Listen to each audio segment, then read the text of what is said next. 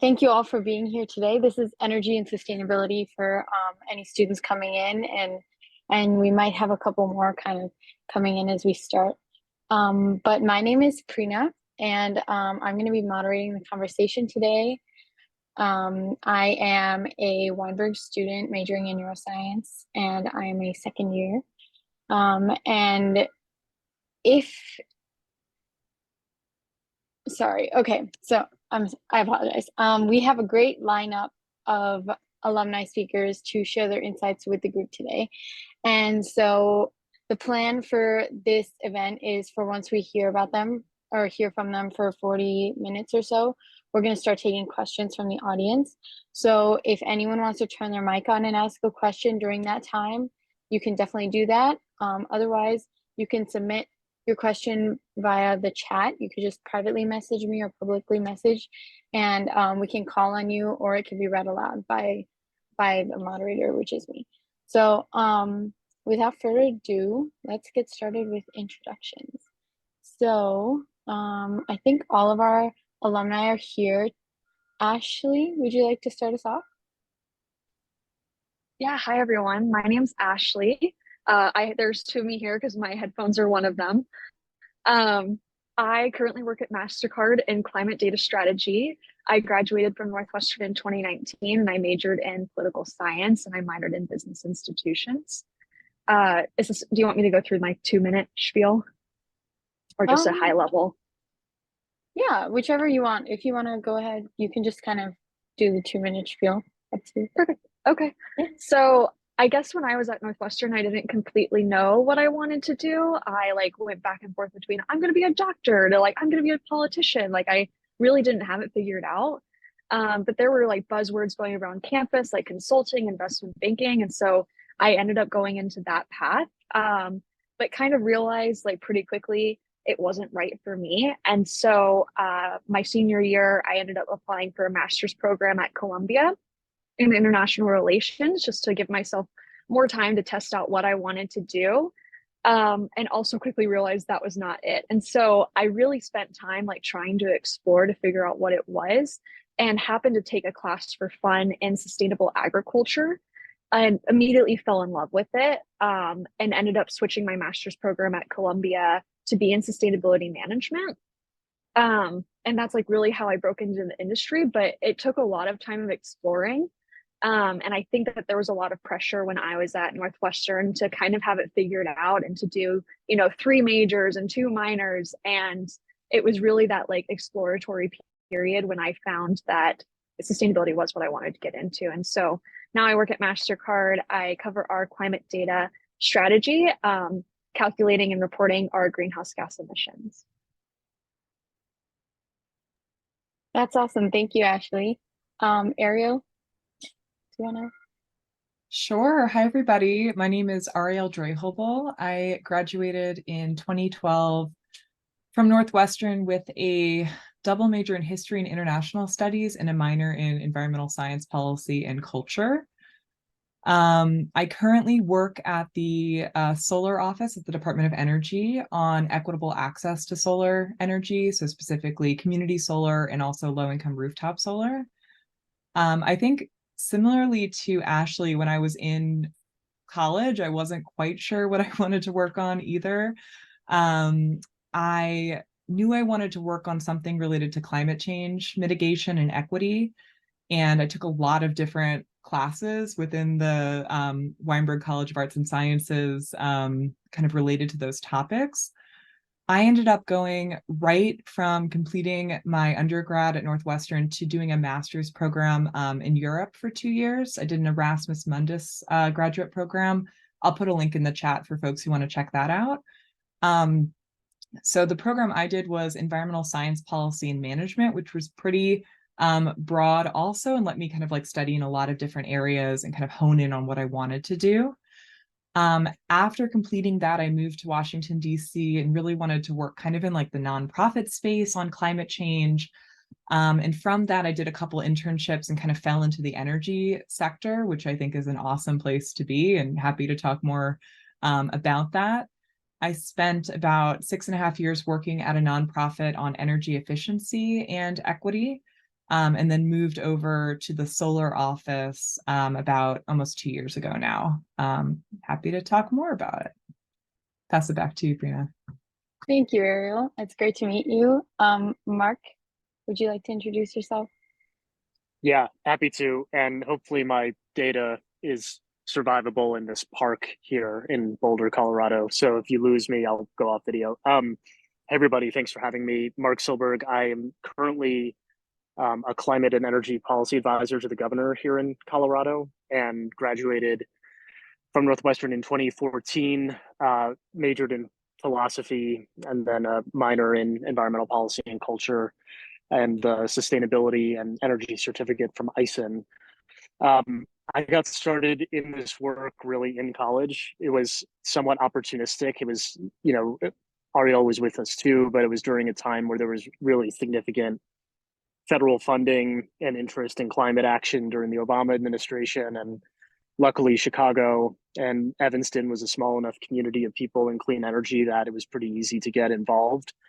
Right after college, I started a small nonprofit that did tech to market work in the energy and climate tech sector, and was also very fortunate to have an economics professor who I don't think is at Northwestern anymore, help provide some research grant funding for me for about a year and a half after school. And at that point, I had really hit a fork in the road between whether I was going into a graduate degree and was accepted to a program at Cambridge to study electricity markets, or got a job offer with a group called Rocky Mountain Institute based in Colorado. And so I took that job, moved out here in 2015, was there for about 7 years on and off between DC and Colorado, and then took this position in November 2021. So back in Colorado. I'm looking forward to the rest of the discussion. Thank you, Mark. Looking forward to hearing more about your career. Sarah? Hi, everyone. My name is Sarah Walwema. I graduated from Northwestern in 2018 with a degree in environmental science. And my story is very similar to the other alumni here. I picked environmental science because I didn't know what I wanted to do, but I knew that I wanted to work in the climate space. Currently, I'm working as the climate project manager for a nonprofit called Trust for Public Land. So our mission is to expand park access, especially for underserved communities, but also to preserve natural areas, so large forested areas. Um, I have I'm not in grad school. It's fun to hear about other people's programs because I'm semi considering going back. So we'll definitely check out those links in the chat. But since I graduated from Northwestern, I've done a flurry of different things. I started off in the plant biology and conservation space, and it was a great way for me to explore a different type of learning. I wasn't sure if I wanted to do a desk job, and working at the Chicago Botanic Garden and then also doing field work in the Alps in Germany as well as in Florida helped me build up a lot of technical skills, especially in GIS and in statistics, while also exploring a field that I wouldn't have otherwise thought of, and saw a lot of things that I wouldn't have otherwise seen. But ultimately, I left that field because I wanted something that was a lot more people focused. I know Ariel mentioned equity, and while science communication is something that's starting to pick up more in ecology, I wanted something that was more urban. I wanted to work with more people, and eventually transitioned into working in the urban planning space. So if anyone is interested in urban planning and of course Northwestern does not have an urban planning program. I've talked to students recently and I know that we're still lacking and GIS classes aren't even offered that regularly still. I would explore the public interest program, the Northwestern public interest program, if you're a senior. So they place Northwestern students in public agencies and nonprofits around the Chicago area for a year after graduation.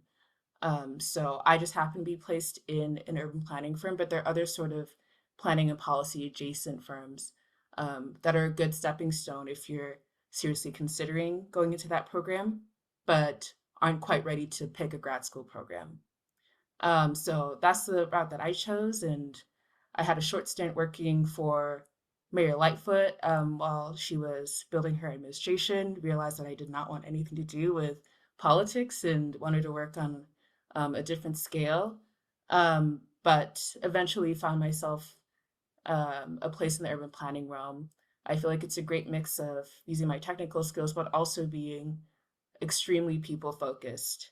And as we all know, adapting to climate change will mean inherently changing the way that everyone lives our lives. And I'm slowly just becoming more interested in the ways that local governments will have to change the way that they interact with people and residents um, to better support residents in the face of climate change, but also in the face of other growing emergencies like the COVID crisis, as well as um, heat-related events and extreme weather events. Thank you so much, Sarah. Yeah, and thank you everyone who put some resources in the chat for different programs that they recommend for students who are pursuing these fields.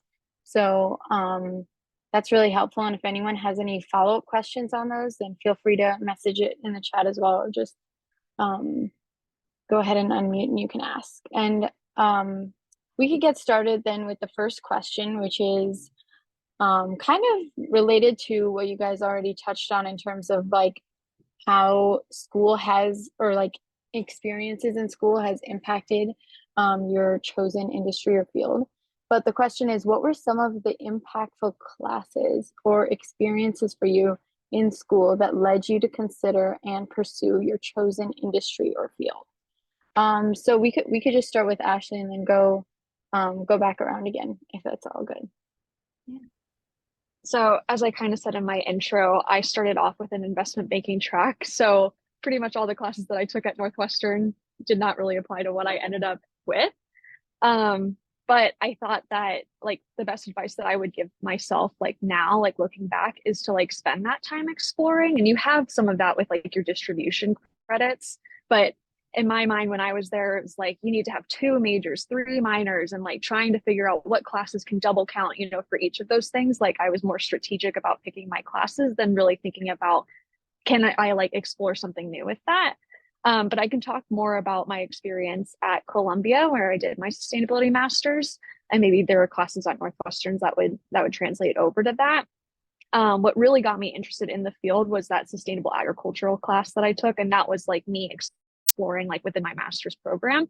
Coming from Nebraska, my grandpa was a farmer, so I had that agriculture like background there. So the sustainability part of it was more interesting to me to combine those like 2 experiences. And then what really got me into my job today was taking that finance background that I had when I was working in investment banking and being more like data driven, and combining that with a class at Columbia that was focused on managing and measuring greenhouse gas emissions. Carbon accounting, I think, is an area of sustainability that is pretty niche. It's not super hard to learn, but it's something that every company needs. And when you're thinking about the new regulations that are coming up, it's something that every company is looking for. So that for me was like the class that took that got me like really into the industry, like really interested, combining that like past experience with finance, but also making myself like marketable as a candidate for a company like focused on their ESG strategy and like what they were looking for. Thank you, Ashley. Yeah, I think a main takeaway from that would be like branching out. And then once you find something that you really want to focus on, just kind of honing in, taking super specific classes that pertain to that path in a way. So next would be Ariel. Sure. Yeah, in terms of classes and experiences in my undergrad, I think I was pretty fortunate in being in the right place at the right time sometimes. I think I was speaking with the advisor of the Environmental Policy and Culture program one day and talking about like internships, and there just happened to be one that had just come across her desk to intern for the Forest Service at an office like in Evanston. So I just happened to be there when she heard about it. She sent it to me, I applied, and I got to do that internship, which was really cool. Got to do some like mapping of different environmental kind of like organizations in Chicago through that internship, did that for about a year. There was also a cool program at Northwestern, which I'm not sure if they have anymore. They might not, where we were matched with the National Park Service, and you were able to do a class that was like counted as class credit, but it was also like an internship with a national park somewhere in the country. So I got to live in San Francisco for a summer while taking a Northwestern class, and just really learning more about climate change impacts, GIS mapping, things like that through that internship. So I think I was really fortunate to have gotten those opportunities. I also wasn't like really sure what I wanted to do specifically. So I took a lot of different types of classes when I was at Northwestern. Some of the ones I liked the most were that I took a class on the history of the environment. And I did major in history, and wrote like an undergrad thesis on kind of the intersection of history and the environment as well. And I found that class really eye-opening to me, just like thinking about how I think it helped. That class helped open my eyes to how environmentalism historically has kind of tried to separate itself from people in certain ways, and it really shouldn't be. So that was helpful for me. I also took a class on conservation psychology. I don't know if they still have that class, which was really interesting about like psychology and the environment and how they interact with each other, which I really liked.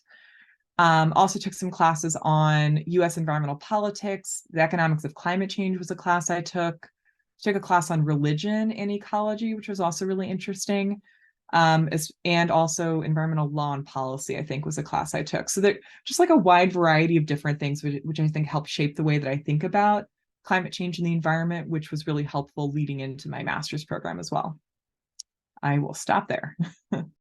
Thank you, Ariel. Yeah, it's really amazing how many impactful experiences you were able to have that kind of led you towards your path. Mark, do you want to share? I do. So one of the ways I think about this question is when you look at energy and sustainability issues, it's sort of like a horizontal that cuts across every part of our world and economy, and from the basic physics of climate change all the way through to politics and the business community. In some ways, I feel like every class I took at Northwestern is or could be related to this field.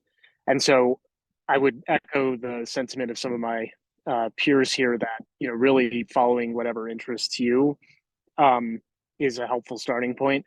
In terms of the practical reality of things I use in my day-to-day work, I think some of the classes on the economics of climate change and energy markets have been hugely helpful, and just foundational information that if you sort of learn it early, it'll never leave you, and you can totally wonk out with people who otherwise might not take you too seriously. The new Vention energy class, being able to work with Kellogg MBA students and other undergrads who are in different fields than I was remarkable, just to understand that business perspective and kind of how that world works a little bit. There was a class taught through the law school on environmental law, which comes up every single day around the Clean Air Act and NEPA and how permitting works. And the history there is just a remarkable story, and also something that's very, very real and very practical in all of this work. And then there was a class that taught the economics, policy, and ethics of climate. And that was, I think, the most cross-cutting, both historical and theoretical way of thinking about the problem, which continues to be really influential in how I talk about and engage with people on this work. So I think I'll stop there for now. Thank you, Mark. Yeah, it's really cool how you were able to build a complex knowledge base given those resources that you were able to find here. And Sarah, would love to hear from you as well. Sure. I guess, well, similar to Ariel, I took an environmental policy class my junior or my senior year, that was also cross-listed in literature and history. And it was about the environmental movement. And so we read a lot of environmental literature. It was instrumental to me because I had bits and pieces of the history of the environmental movement, but to have a comprehensive class where it laid out was foundational to my career in terms of realizing how linked equity and environmentalism really are, and the fact that the environmental movement was really started by Black and Brown people who were experiencing the brunt of pollution, and all of the negative consequences that come with burning fossil fuels um, and non-sustainable practices in general. And it just happened to be around the same time that Naomi Klein came out with This Changes Everything, which is about the intersection of capitalism and climate. And she actually came to Northwestern while I was there. So to hear her speak and to gain different perspectives about the intersection of economics and climate change was really instrumental in the way that I think about these issues. And then to build on that, when I found myself in the NU PIP program, I was at the Chicago Metropolitan Agency for Planning, and they had just rolled out their comprehensive plan for the region. And I was learning about other planning agencies in the Chicago area, and the Metropolitan Planning Council had just put out this really instrumental paper called The Cost of Segregation, and it was about the fact that the Chicago region as a whole is less economically stable than other metropolitan regions because after the 2008 financial crisis, Chicago did not do a good enough job of supporting Black residents on the South and West sides. So because equity was not a focus on a high enough level, the region as a whole is weaker. And this is a trend that I've seen in my work as I continue. And just to focus on the fact that equity is not just something we do because it's nice and because it's you're supposed to do it, but we do it because it has real consequences in terms of community resiliency, economically, sustainably, and just socially.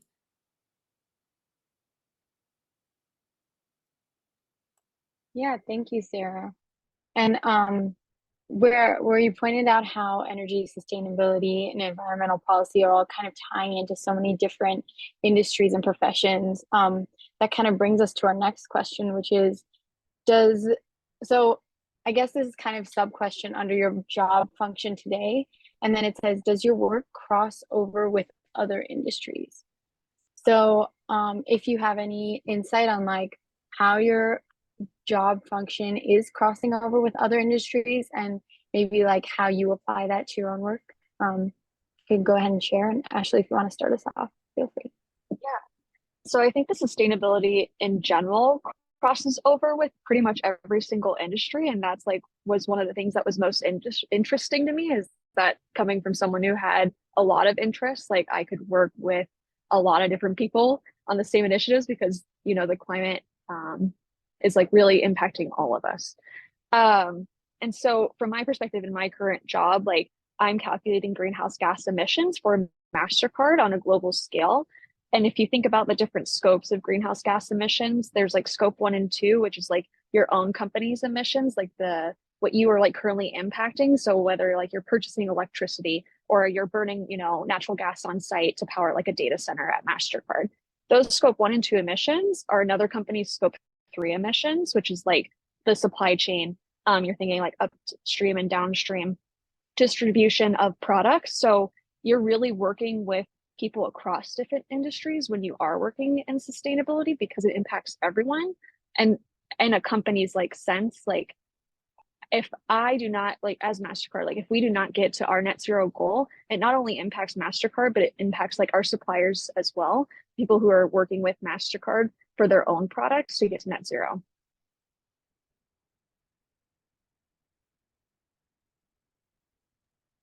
Thank you so much. Ariel, do you have anything to add?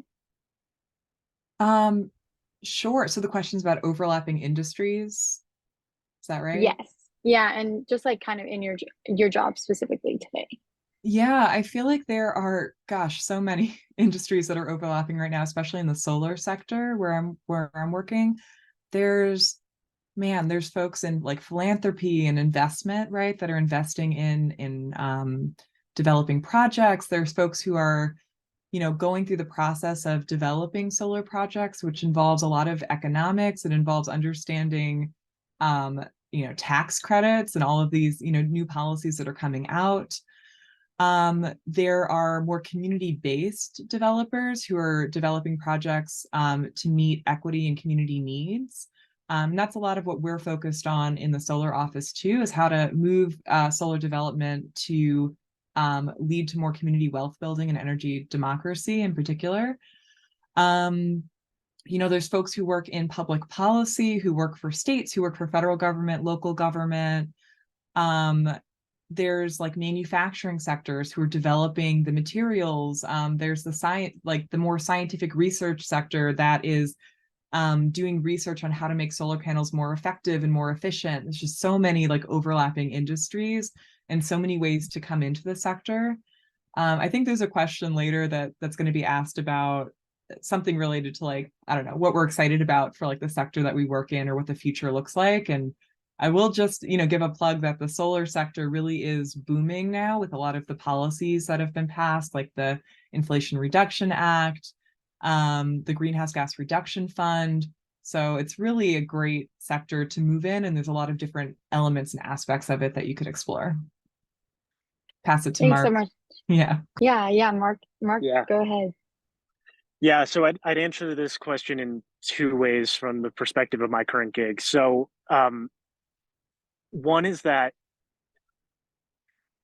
as I was kind of alluding to earlier, every decision we make in this space around clean energy and climate change impacts every part of the Colorado economy and society. And so oftentimes part of our responsibility in the governor's office is to understand competing perspectives about policy design, about the impacts of different either legislative or regulatory or programmatic proposals on various constituencies. And it's been, I think, an interesting learning experience to come into a role that's so focused on a very measurable and clear outcome, but then try to navigate the different values and perspectives that those constituencies have and the relative weight of this issue versus all the others.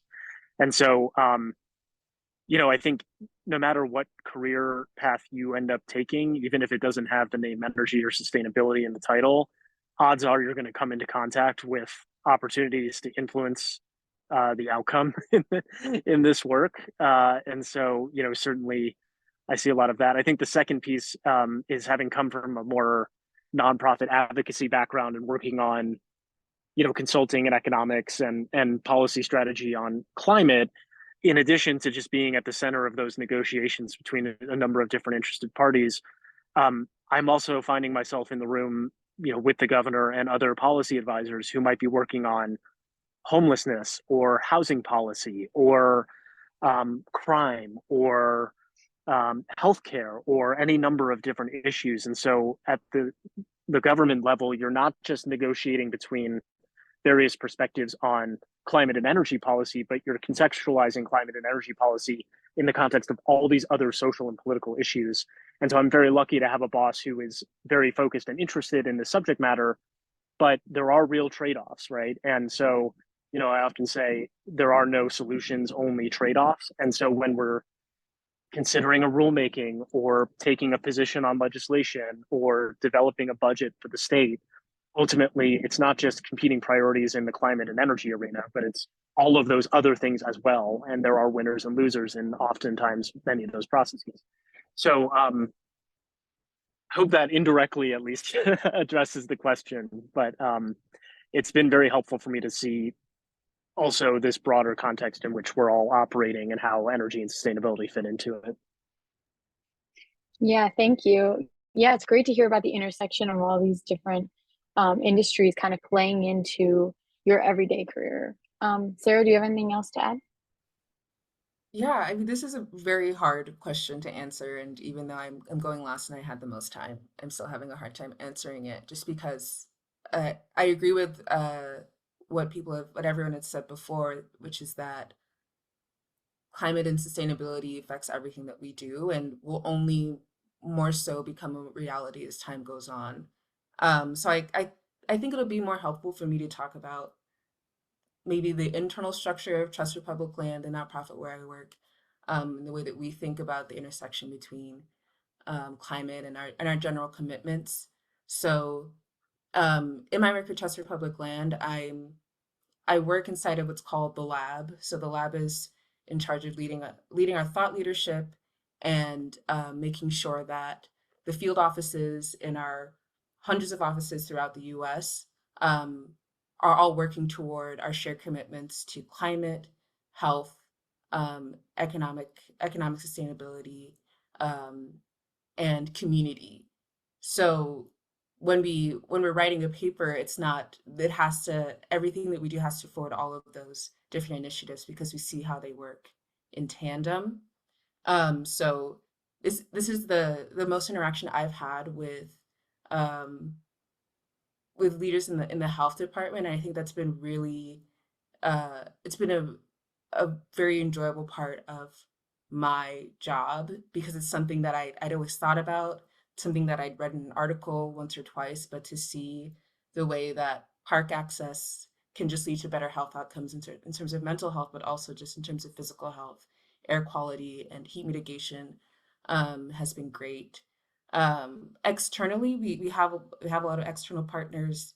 Right now, most of my salary is funded by this partnership that we have with Nike. So we see that there's a growing um there's a growing, I guess, like sort of I'm looking for. People in the private sector, these large companies in the private sector are looking to make meaningful contributions when it comes to climate. So Nike came to us because they didn't want to build a park and slap their name on it.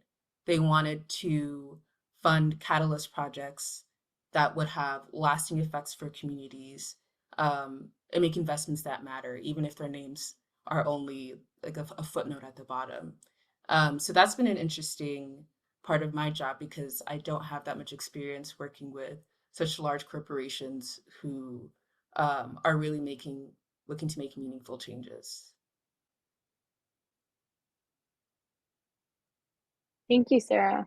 Yeah, and that's actually a really great segue into one of our questions in the chat from Roy. He's wondering do any of you have experience working with multiple stakeholders at different scales? So such as Sarah was saying, working across or between local communities and large corporations. And then how do you balance those different relationships and commitments? Ashley, do you want to start us off? Yeah. So I think that there are a lot of stakeholders at MasterCard that we work with. My team specifically focuses on environmental sustainability. And so our stakeholders are usually internal people. So one of the teams that we'll work with is responsible sourcing, who's kind of our face between us and our suppliers. We also work with our technology team.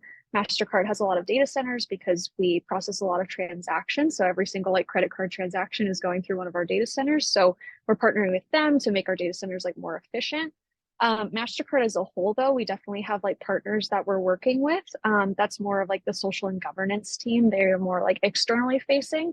So with like a company like MasterCard, it's like broken up. Like I don't have specific experience working with like external partners. One of them being like the Priceless Planet Coalition is one of our goals is to help our partners plant 100 million trees. That's something that like the external team would focus on. So I can't really speak to that, but it's definitely working with a lot of different stakeholders. Yeah, thanks, Ashley. And it sounds like there's a lot of collaboration involved, especially even in your work as well. And that's important, I guess, for like combining those two skills with working with local communities and large corporations. Ariel, you have anything to add? Yeah, so the question is how to work across different types of stakeholders. Okay. Right. Yeah, and just like kind of balancing those relationships and commitments, especially if working with everyone at the same time. Yeah, I think it's definitely challenging. I think in my last job, so before my current job, I was at the American Council for an Energy Efficient Economy. And in that job, I ran two working groups. One was with utilities working on their low-income energy efficiency programs, So, it's challenging to work with really big organizations. I think my piece of advice would be to just find the right stakeholder who has the agency within the organization to be able to make changes and engage fully is helpful. But in that role as well, I managed and put together a equity-focused working group of community-based organizations working on energy efficiency and like energy justice policies. And definitely the needs of both those groups were very different. And the way that I needed to show up with both those groups was also very different, right? In terms of the kind of support that I was providing, as well as the transparency and accountability pieces that are needed. I think especially working with local kind of justice-focused groups or any community-based groups, I think there's definitely even more of an emphasis on an organization being very transparent about how those relationships are impacting the organization that's working with them, and accountability to the needs that those organizations voice that they want. So part of one big project I worked on before I moved to my current job was a project called Leading with Equity, where we convened both community-based organizations and utilities to talk about how the nonprofit I worked at could better incorporate equity across the different scorecards and projects that they ran. And it was definitely a challenge to balance those interests and to make sure that the organization would be very transparent and accountable with how they engaged. In my current job at the Department of Energy, I would say I also work with many different types of stakeholders. I think at the federal level, it's especially hard to work with folks at the local level. But I think really trying to be intentional about who we're engaging with. For example, we've been working on building a relationship with, consumer advocacy organizations and folks that can really maybe speak more to community-based interests rather than, extracting a lot of time from organizations that are already very time limited. I think one of the roles I see the federal government having, though, is that the federal government has a lot of funding that they give out to other organizations to do certain work, which is like one of the main roles that the Department of Energy does. So just like looking for ways to get that funding out to more community-based and equity-focused groups, I think is a really important part of the work that we do as well. And figuring out that engagement is definitely challenging. Yeah, definitely. And I think a key takeaway from what you mentioned as well is like fostering that sense of communication among everyone, just to make sure that it's kind of clear who's coming in with what kind of skill set and where they can apply that. Yeah, I think one thing I'll mhm. just add before passing it to Sarah, I think working to build authentic relationships with partners and not transactional relationships. So really figuring out what partners need and want and how you can support them in a way that is not like tokenism or transactional is important. Yeah, for sure. Yes, Sarah, would love to hear your take on this. Sure, and I'll pass it on to Mark. I don't know if he put something in the chat or if we skipped him. Oops, sorry, I skipped you, Mark. You might have forgotten about me. That's okay. You're invisible. No I apparently.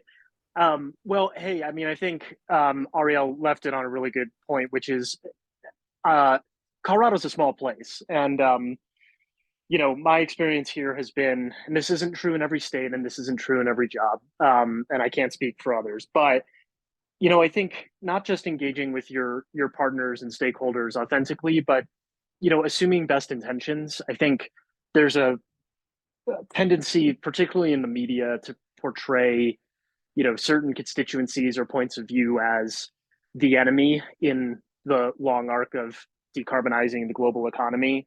And it's certainly been an enormous learning curve in my case, just by way of example, building relationships, say, with the government of Wyoming, with whom I take a lot of issue and have many political disagreements with, and yet we both see a lot of value in identifying ways we can work together to advance technologies and economic development and approaches to, both of us decarbonizing our economies. Similarly with the fossil fuel industry, I came from an organization and a background where I assumed a fair amount of malintent from particularly the oil and gas sector, who is a relatively large part of Colorado's economy, But when you actually sit down with folks who are in, either in the field or in leadership positions in these organizations, they all want to do the right thing and are oftentimes in a very hard position. And so oftentimes there's a lot more consensus on either the outcome or, the ideals of the partners you're bringing to the table. And oftentimes the disagreements are more around the how or the what. And frankly, we know, at least in the case of Colorado, we will not be successful in achieving our climate goals if we can't bring our neighbors, regardless of their political stripe, into the conversation, if we can't bring along large parts of the Colorado economy who maybe in other places are oppositional to these efforts, and finding ways to work together. And fortunately, at least here, given how small the community is collectively, it's in everyone's interest to work together. And I don't think that's always true, but it's better to be transparent with each other and be honest about your positions than it is to try to attack each other or hide in the shadows. And so it's been a remarkably collaborative relationship we've built, and I've experienced with people of all stripes and types of organizations and worldviews. And I don't think we're going to be successful if we don't at least try to engage in that way as we're doing policymaking. Thank you, Mark. Yeah, I think it's definitely critical to have that sense of collaboration. So thank you for sharing that. And then Sarah? So I guess what's coming to mind is the fact that the more people you have in a room, the harder it is to make a single decision. If people agree on 99% of things, you're going to talk about that one thing for 2 hours. So in my experience, I'm thinking about the work I did in my previous job, which so I've been in my role for about 4 months, but in my previous job, I was working as a planner and was helping to support our new climate planning initiative. So climate planning is a fairly new idea in most places. It's not standardized in the US. So going into meetings, not really knowing who the decider is, who's involved, it creates a lot of it slows down the process. And of course, we don't really have that much time, and we all have limited budget and capacity. So in my experience, it's best to just be very clear about who's ultimately making that decision and when they need to make it by, who needs to be advised about that decision, who is an advisor, whose opinion should we prioritize, but ultimately someone just has to make a decision. So I think being clear about that helps to move things along, but also just being able to hold tension and realize that even if we don't agree on this, whoever's been chosen as the decider is going to have the group support no matter what. Yeah, I mean, I've had conversations where like the font that we're choosing can really slow down the process, or it might be much bigger than that. Like, what should the content of this plan be? So identifying everyone's roles, is what previously stated, is really important, and then supporting whatever decision is being made forward while having room for indecision and having room for different opinions and being able to hold tension is important.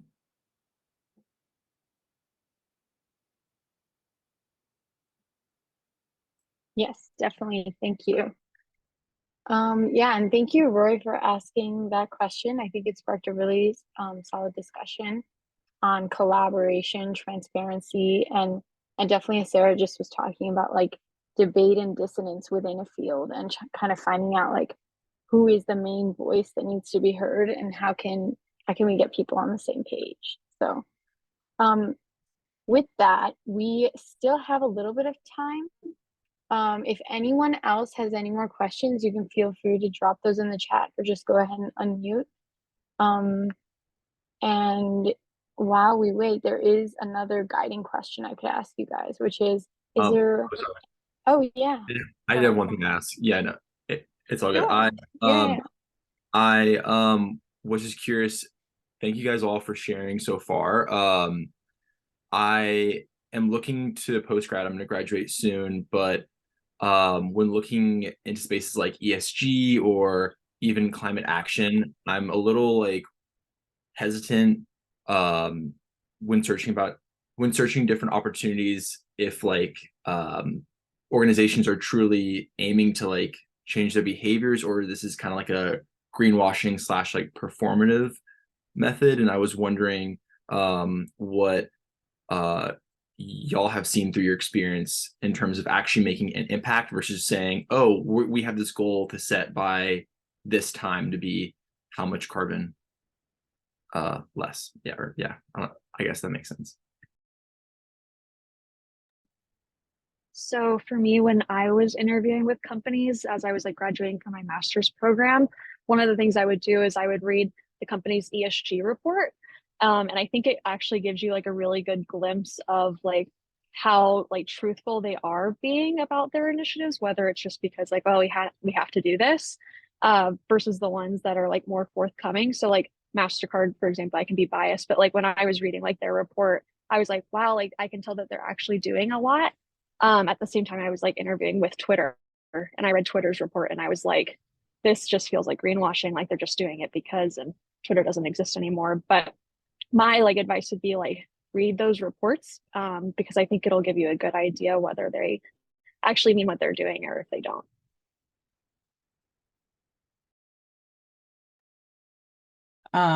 This might be a controversial opinion. This is just my opinion.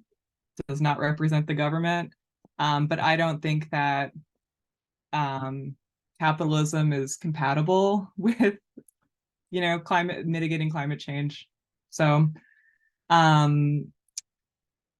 yeah, I think if you really want to have an impact, I think there are other spaces to move in, such as regulation, etc. That's my personal opinion. I could elaborate, but I'll pass it to Mark. Oh, well, it's funny you say that because I sort of have the exact opposite conclusion, which is, we don't have time to wait to systematically reform our entire society to solve this problem. And so what we have now is a moment in history where the cost effectiveness of the solutions is on our side and the winds are in our sails. And so setting that debate aside, to the question, I think the way I would look at it is not necessarily what does the organization do and how legitimate is the organization. It's in the role I am taking, how much influence or impact can I have? And so if you want to work for a small nonprofit in a community doing community gardens and you can get your hands dirty and build stuff and grow food and that's what you want to do and that feels good and that feels like an impact, do that. If you're perhaps in a position where the theory of change is I'm going to advocate to shift policy, you're probably going to have more success if you're actually making policy and a policymaker. If you feel like you're working for an organization that has a big impact, but you play no role in that impact, I think you're going to find it pretty unsatisfying. And so I would focus more on the role and how visible the impact is to you and what matters to you, rather than anything the organization says, whether it's a nonprofit or a government or a business. They're going to spruce things up and make it sound great. They're going to try to convince their stakeholders that they're doing the right thing. I don't take a lot of stock in any of that. It's really, what can you do? And I think you can have impact in any number of organizations. And even if you join an organization you feel like is greenwashing, well, are you in a position to say, hey, I think you guys are greenwashing. Here's what we could do otherwise that would actually be better. So there are a lot of organizations out there that I would argue have very little to no impact, but I think you would feel that in the role that you would take.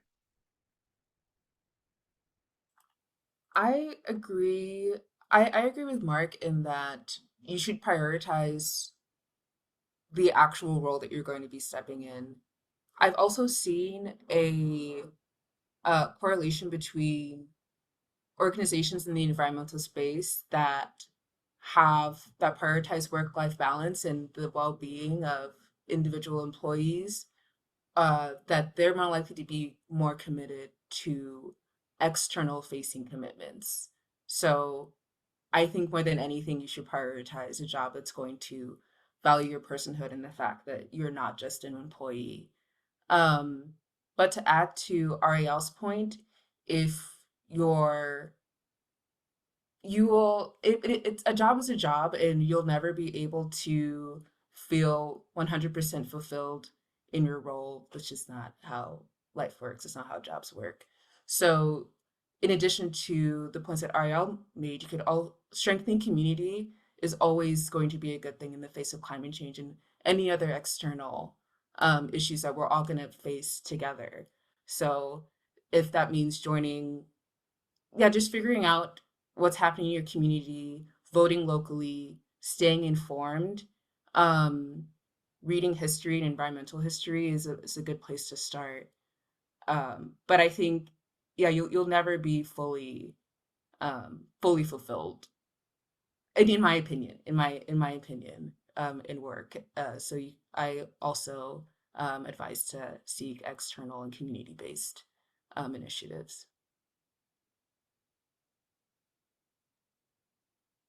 Thanks so much. Arthur, do you feel like all of these insights kind of answer your question? Yeah, I do. I know we have a little more time left, but I was wondering if y'all could pick back up the discussion about like um capitalism. I know Ariel said some more in the chat, but just like the realistic means that we might need to take, or just where we're at right now. And I don't know, I just thought that was an interesting points you guys were making. I was just wondering. Sure, yeah, we have about 2 minutes. Ariel, if you want to add anything, or Mark. Mark, do you ahead. want to start? How do you feel about capitalism? Well, I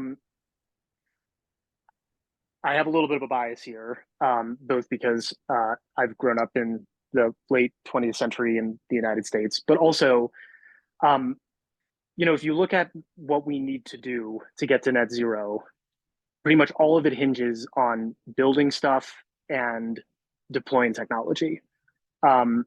We've seen time and time again for centuries efforts to resist those technological solutions, but no matter how hard you regulate an industry or individual consumers' behavior, people want to get around, people want to have light and heat, people want to have food. And so we benefit now in this moment of, no longer is it the case that you can say wind and solar are too expensive, or EVs are too expensive, or electrification of buildings and industry is too expensive. All of these things are technologies on learning curves that get cheaper the more you deploy them. And so I think rather than trying to resist market forces and capitalism, which I would argue is really just people expressing their preferences and buying things, use that against the status quo. And the way you do that is to provide better goods and services that are lower carbon. And that's what's happening. We're at an inflection point for all of those technologies. And I don't think you get to net zero by 2050.